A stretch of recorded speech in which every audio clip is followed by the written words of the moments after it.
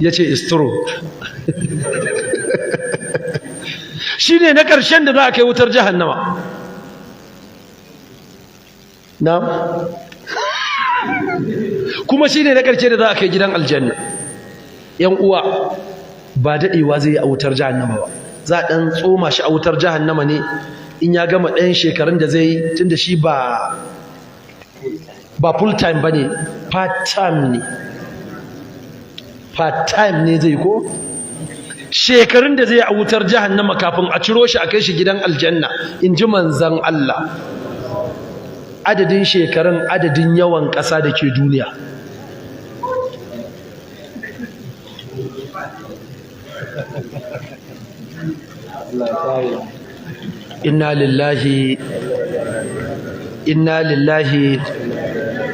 Inna lillahi wasu shugabanni sun shiga